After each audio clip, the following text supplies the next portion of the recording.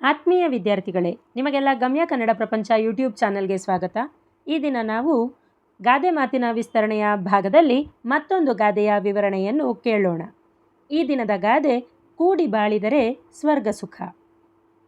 ಗಾದೆಯ ಪೀಠಿಕೆಯಲ್ಲಿ ಆಕಾರದಲ್ಲಿ ವಾಮನ, ಅರ್ಥದಲ್ಲಿ ತ್ರಿವಿಕ್ರಮ ಎಂಬಂತೆ ಗಾದೆಗಳು ನೋಡಲು ಸಾಲಿನಷ್ಟೇ ಇದ್ದರೂ ಅದು ಸಾಗರದಷ್ಟು ಸಂದೇಶವನ್ನು ಮಾತ್ರ ನಮಗೆ ನೀಡುತ್ತದೆ ಎನ್ನಬಹುದು.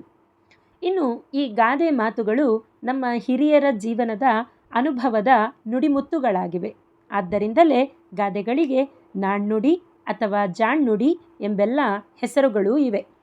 ಇನ್ನು ಗಾದೆಯ ಮಹತ್ವವನ್ನು ತಿಳಿಸುವಂತಹ ಮತ್ತೊಂದು ಗಾದೆ ಇದೆ. ವೇದ ಸುಳ್ಳಾದರೂ ಗಾದೆ ಸುಳ್ಳಾಗದು. ಅಂದರೆ ಗಾದೆಗಳು ವೇದಗಳಿಗಿಂತಲೂ ಹೆಚ್ಚು ಮಹತ್ವಪೂರ್ಣವಾದದ್ದು ಎಂಬುದು ಗಾದೆಯ ಮಹತ್ವವನ್ನು ನಮಗೆ ತಿಳಿಸಿಕೊಡುತ್ತದೆ.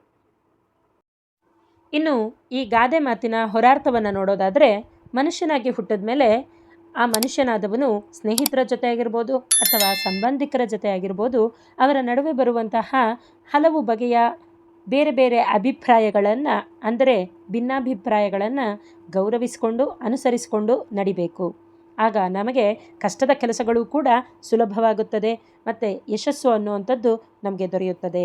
ಯಾವಾಗ ಕಷ್ಟದ ಕೆಲಸಗಳು ಸುಲಭವಾಗುತ್ತೋ, ಯಶಸ್ಸು ಅನ್ನೋದು ನಮಗೆ ದೊರೆಯುತ್ತೋ, ಆಗ ಸ್ವರ್ಗವೇ ನಮ್ಮ ಕೈಲಿದೆ ಅನ್ನುವಂತಹ ಒಂದು ಅನುಭವ ಬರುತ್ತೆ ಅನ್ನುವಂಥದ್ದು ಈ ಗಾದೆ ಮಾತಿನ ಹೊರಾರ್ಥ ಆಗಿದೆ. ಇನ್ನು ಈ ಗಾದೆ ಮಾತಿನ ಒಳಾರ್ಥವನ್ನು ನೋಡೋದಾದರೆ ವಿದ್ಯಾರ್ಥಿಗಳೇ, ಮನುಷ್ಯ ಯಾವಾಗಲೂ ಕೂಡ ತನಗಾಗಿ ಮಾತ್ರನೇ ಯೋಚಿಸ್ತಾ ಇರ್ತಾನೆ. ಆದರೆ ಅದು ತಪ್ಪು. ಯಾವಾಗ ಮನುಷ್ಯ ತನಗಾಗಿ ಮಾತ್ರನೇ ಯೋಚಿಸ್ದೆ, ಸ್ವಾರ್ಥಿಯಾಗದೆ ತನ್ನವರಿಗೋಸ್ಕರ ಯೋಚಿಸೋದಕ್ಕೆ ಶುರು ಮಾಡ್ತಾನೆ, ನಿಸ್ವಾರ್ಥಿಯಾಗಿ ಬದುಕೋದಕ್ಕೆ ಶುರು ಮಾಡ್ತಾನೆ, ಆಗ ಹೊಂದಾಣಿಕೆ ಅನ್ನುವಂಥದ್ದು ಮತ್ತು ಅರ್ಥ ಮಾಡಿಕೊಳ್ಳುವಂತಹ ಒಂದು ಭಾವನೆ ಅವನಲ್ಲಿ ಮೂಡುತ್ತೆ. ಆಗ ಬದುಕು ಬಂಗಾರ ಆಗುತ್ತೆ. ಆಗ ಸ್ವರ್ಗ ಇಲ್ಲೇ ಸಿಕ್ಕಿದೆ ಅನ್ನುವಂತಹ ಒಂದು ಭಾವನೆ ನಮ್ಮಲ್ಲಿ ಮೂಡುತ್ತೆ ಅನ್ನೋದು ಈ ಗಾದೆ ಮಾತಿನ ಒಳಾರ್ಥ ಆಗಿದೆ. ಇನ್ನು ಈ ಗಾದೆ ಮಾತಿನ ವಿವರಣೆಗಾಗಿ ಒಂದು ಪುಟ್ಟ ಕಥೆಯನ್ನು ನೋಡೋಣ. ಒಂದು ಊರಿನಲ್ಲಿ ಒಬ್ಬ ಶಂಕರಪ್ಪ ಅನ್ನುವಂತಹ ರೈತ ಇರ್ತಾನೆ. ಆತನಿಗೆ 3 ಜನ ಮಕ್ಕಳಿರ್ತಾರೆ. ಆ ಮಕ್ಕಳು ಯಾವಾಗಲೂ ಕೂಡ ಜಗಳವನ್ನು ಆಡ್ತಾ ಇರ್ತಾರೆ. ಆದ್ದರಿಂದ ಶಂಕರಪ್ಪನಿಗೆ ಯಾವಾಗಲೂ ತನ್ನ ಮಕ್ಕಳದ್ದೇ ಚಿಂತೆ ಆಗುತ್ತೆ. ತನ್ನ ನಂತರ ಈ ಮಕ್ಕಳು ಹೇಗಪ್ಪ ಬದುಕ್ತಾರೆ, ಯಾವಾಗ ನೋಡಿದ್ರೂ ಕಿತ್ತಾಡ್ತಾನೇ ಇರ್ತಾರಲ್ಲ ಅನ್ನುವಂತಹ ಯೋಚನೆ ಅವನನ್ನು ಗಾಢವಾಗಿ ಆವರಿಸ್ಕೊಳ್ಳುತ್ತೆ. ಒಂದು ಸಲ ಇದ್ದಕ್ಕಿದ್ದ ಹಾಗೆ ಶಂಕರಪ್ಪ ಹಾಸಿಗೆ ಹಿಡಿತಾನೆ. ಆಗ ಮಕ್ಕಳಿಗೆ ಇವತ್ತು ತಾನು ಏನಾದರಾಗಲಿ ಕೂಡಿ ಬಾಳೋದ್ರಿಂದ ಆಗುವಂತಹ ಲಾಭ ಏನು ಅನ್ನುವಂತಹ ಪಾಠವನ್ನು ತಿಳಿಸ್ಕೊಡ್ಲೇಬೇಕು ಅಂತ ಹೇಳಿ ಅಂದ್ಕೊಳ್ತಾನೆ.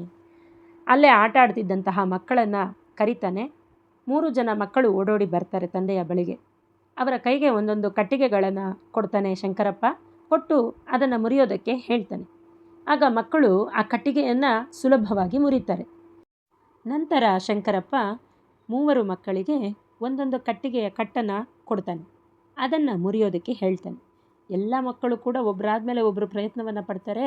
ಆದರೆ ಯಾರಿಗೂ ಆ ಕಟ್ಟಿಗೆಯ ಕಟ್ಟನ್ನು ಮುರಿಯೋದಕ್ಕೆ ಸಾಧ್ಯ ಆಗಲಿಲ್ಲ. ನಂತರ ಶಂಕರಪ್ಪ ಮಕ್ಕಳನ್ನು ಪ್ರಶ್ನೆ ಮಾಡ್ತಾನೆ, ಮಕ್ಕಳೇ, ಇದರಿಂದ ನೀವೇನು ಕಲ್ತ್ಕೊಂಡ್ರಿ ಅಂತ. ಆಗ ಮಕ್ಕಳು ಹೇಳ್ತಾರೆ, ಅಪ್ಪ, ಈ ಕಟ್ಟಿಗೆಯ ಕಟ್ಟು ಒಟ್ಟಿಗೆ ಇದ್ದಾಗ ನಮಗೆ ಅದನ್ನು ಮುರಿಯೋದಕ್ಕಾಗಲಿಲ್ಲ. ಅದೇ ಒಂದೊಂದೇ ಕಟ್ಟಿಗೆ ಇದ್ದಾಗ ನಾವು ಅದನ್ನು ಸುಲಭವಾಗಿ ಮುರಿದು ಹಾಕೋದಕ್ಕೆ ಸಾಧ್ಯ ಆಯಿತು ಅಂತ ತಿಳಿಸ್ತಾರೆ 3 ಜನ ಮಕ್ಕಳು ಕೂಡ. ಆಗ ತಂದೆ ಹೇಳ್ತಾರೆ, ನೋಡಿ ಮಕ್ಕಳೇ, ಹೀಗೆಯೇ ನಮ್ಮ ಜೀವನವೂ ಕೂಡ. ಎಲ್ಲಿಯವರೆಗೆ ನಾವೆಲ್ಲರೂ ಕೂಡ ಕಿತ್ತಾಡ್ಕೊಳ್ಳದೆ ಒಬ್ಬೊಬ್ಬರೇ ಆಗದೆ ಒಟ್ಟಿಗೆ ಬದುಕ್ತೀವಿ, ಅಲ್ಲಿಯವರೆಗೂ ನಮ್ಮಲ್ಲಿ ಸುಖ, ಸಂತೋಷ, ನೆಮ್ಮದಿಗಳು ನೆಲೆಸಿರುತ್ತೆ. ಯಾವಾಗ ನಾವು ಒಬ್ಬರ ಮೇಲೆ ಒಬ್ಬರು ಕಿತ್ತಾಡೋದಕ್ಕೆ ಶುರು ಮಾಡ್ತೀವಿ, ಅವರ ಮೇಲೆ ಇವರಿಗೆ, ಇವರ ಮೇಲೆ ಅವರಿಗೆ ಕಂಪ್ಲೇಂಟನ್ನು ಹೇಳೋದಕ್ಕೆ ಶುರು ಮಾಡ್ತೀವಿ, ಆಗ ನಮ್ಮಲ್ಲಿ ಸುಖ, ಸಂತೋಷ ಮಾಯವಾಗಿ ಕಷ್ಟ, ತೊಂದರೆಗಳು ಎದುರಾಗ್ತಾ ಹೋಗುತ್ತೆ. ಆದ್ದರಿಂದ ನಾವೆಲ್ಲರೂ ಎಲ್ಲಿಯವರೆಗೆ ಒಟ್ಟಾಗಿ ಬಾಳ್ತೀವಿ, ಅಲ್ಲಿಯವರೆಗೆ ನಮಗೆ ಸ್ವರ್ಗ, ಸಂತೋಷ ಎಲ್ಲವೂ ನಮಗೆ ಈ ಭೂಲೋಕದಲ್ಲೇ ಸಿಕ್ಕತ್ತೆ ಅನ್ನುವಂತಹ ತಿಳುವಳಿಕೆಯನ್ನು ಕೊಡ್ತಾರೆ.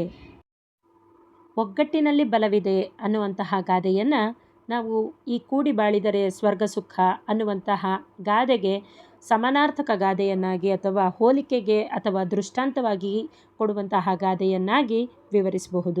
ಗಾದೆ ವಿಸ್ತರಣೆಯನ್ನು ಕೇಳಿದ್ರಲ್ಲ ವಿದ್ಯಾರ್ಥಿಗಳೇ. ಮುಂದೆ ನಿಮಗೆ ಯಾವ ಗಾದೆ ಬೇಕು ವಿಸ್ತರಣೆಗಾಗಿ ಅನ್ನೋವಂಥದ್ದನ್ನು ಕಮೆಂಟ್ ಮಾಡಿ. ನಿರಂತರವಾಗಿ ಗಮ್ಯ ಕನ್ನಡ ಪ್ರಪಂಚ ಯೂಟ್ಯೂಬ್ ಚಾನಲನ್ನು ಲೈಕ್ ಮಾಡಿ, ಶೇರ್ ಮಾಡಿ, ಸಬ್ಸ್ಕ್ರೈಬ್ ಮಾಡಿ. ಧನ್ಯವಾದಗಳು.